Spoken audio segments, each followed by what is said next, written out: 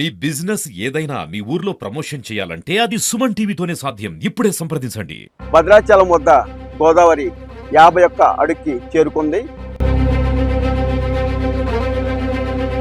ఈ స్లూయిజులు లీక్ అవడం వల్ల ఇక్కడ వాటర్ పట్టణంలోకి రావడం జరుగుతుంది. సారపాక వైపు నేను ఉండడం జరిగింది. ఇక్కడ కూడా ముంపుకి గురయ్యే అవకాశాలు ఉన్నాయి. Welcome to Suman TV. Bhadrachalam వద్ద గోదావరి 51 అడుగుకి చేరుకుంది. మొన్న ఉదయం 43 అడుగులకి చేరుకోవడంతో మొదటి ప్రమాద హెచ్చరికని జారీ చేశారు. అట్లాగే నిన్న రాత్రి 10 గంటలకి 48 అడుగులకు చేరుకోవడంతో రెండో ప్రమాద హెచ్చరికని కూడా అధికారులు జారీ చేశారు. ఇప్పుడు 51 అడుగు ఉంది.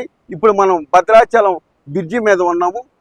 ఇప్పుడు మనం చూస్తుంది, ఇప్పుడు నాకు రైట్ సైడ్ ఉన్నటువంటి ఇటు వెళ్తే భద్రాచలం పట్టణంలోకి వెళ్ళిన తర్వాత టీ ఆకారం వస్తుంది.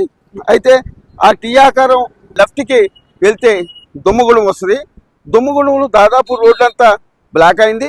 దుమ్మగూడెం మండలం బైరాగులపాడు, సున్నబట్టి వాగు పొంగడంతో ఆ రెండు గ్రామాల మధ్య రాకపోకలు బంద్ అయిపోయి గంగోలు చెరువు పొంగి ప్రవహించడంతో ఎంపీడీసీ కార్యాలయం నుంచి కూడా అచ్యుతాపురం వెళ్ళే మార్గం కూడా రహదారి వరదకి ముంపుకి గురైంది.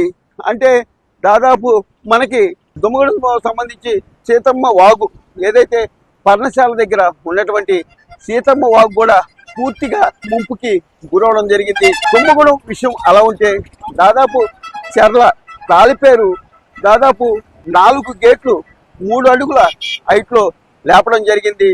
7,325 క్యూసెక్ల వారు నీరు దిగుకి వదలడం జరిగింది. ఏదైతే భద్రాచలానికి ప్రధానంగా చూసుకుంటే ఈ బ్రిడ్జి మీద నుంచి మనం టౌన్లోకి ముందుకు వెళితే నాకు రైట్ సైడ్ ఉన్నటువంటి ఏదైతే ఇటు దుమ్మగూడెం, కన్నాయిగూడెం, అట్లాగే పర్ణశాల, చర్ల అట్లా ఇటు మార్గం ఉంటుంది. అట్లాగే ఇప్పుడు నాకు లెఫ్ట్ సైడ్ ఉన్నటువంటి మనం వెళ్తే దాదాపు పూర్ణవరం, విఆర్పురం, చింతూరు ఉంటుంది.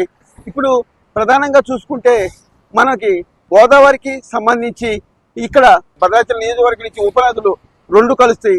చెర్ల దగ్గర తాలిపేరు భద్రాచలం నుంచి అప్పులు మనకి గోదావరిలో కలుస్తుంది వాటరు. అట్లాగే మనకి నాకు లెఫ్ట్లో ఉన్నటువంటి ఆంధ్ర సంబంధించి చింతూరు దగ్గర ఏదైతే శబరి ఉంది, శబరి బాగా అప్పులో ఉందని చెప్పని తెలుస్తుంది. శబరి అప్పులో ఉంటే భద్రాచలం వద్ద గోదావరి లోపల ఫ్లోటింగ్ వెళ్ళే అవకాశం లేదు. కాబట్టి ఇక్కడ ఏదైతే శబరి పోటు రావడంతో భద్రాచలం వద్ద గోదావరి పెరిగే అవకాశం కూడా ఉందని చెప్పని అధికారులు చెప్పడం జరుగుతుంది. ఏదేమైనప్పటికీ కూడా మనం చూస్తున్నాం, ఇప్పుడు మనం చూసేది నేను బ్రిడ్జి మీద భద్రాచలం బ్రిడ్జి మీద ఉన్నాము. అయితే ఇప్పుడు దాకా మనకి ఏదైతే చర్ల అట్లాగే దుమ్మగూడెం ఇటు జరిగింది. నాకు రైట్కి వచ్చి ఆంధ్ర సంబంధించి విఆర్పురం, కోనవరం అలాగే చిత్తూరు మనం చెప్పుకున్నాం. ఇప్పుడు సారపాక వైపు నేను ఉండడం జరిగింది. ఇటు బోరకంపాడు ఏదైతే ఇటు మనుగూరు కూడా దాదాపు 51 అడుగు వచ్చింది. కాబట్టి ఇక్కడ కూడా ముంపుకి గురయ్యే అవకాశాలు ఉన్నాయి.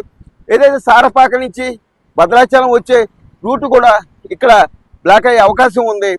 ఇప్పుడు నేను ఉన్న ఏదైతే ఈ బ్రిడ్జి మీద నుంచి ఒక్క రూటు మాత్రమే భద్రాచలంకి దారిగా ఉంది. మిగతా అన్నీ కూడా ఇక్కడ స్తంభించినాయని చెప్పచ్చు. ఇకపోతే భద్రాచలం పట్టణానికి వస్తే భద్రాచలం పట్టణంలో మనకి అయ్యప్ప కాలనీ, కొత్త కాలనీ, అట్లా సుభాష్ నగర్ కాలనీ అట్లా కొన్ని కాలనీలు ఈ స్లూయిజులు లీక్ అవడం వల్ల ఇక్కడ వాటర్ పట్టణంలోకి రావడం జరుగుతుంది. ఈ పట్టణంలోకి వచ్చిన వాటర్ని ఏదైతే మోటార్ల ద్వారాగా మళ్ళీ భద్రాచలం గోదావరిలోకి పంపించే ప్రయత్నం అయితే చేస్తున్నారు అధికారులు. ఈ పునరావాస కేంద్రాలు కూడా ఏర్పాటు చేస్తున్నారు. జిల్లా కలెక్టర్ జితేష్ వి పాటిల్ గారు కూడా భద్రాచలంలోనే ఉన్నారు. అట్లాగే ఎస్పీ గారు రోహిత్ రాజ్ గారు కూడా భద్రాచలంలో ఉన్నారు.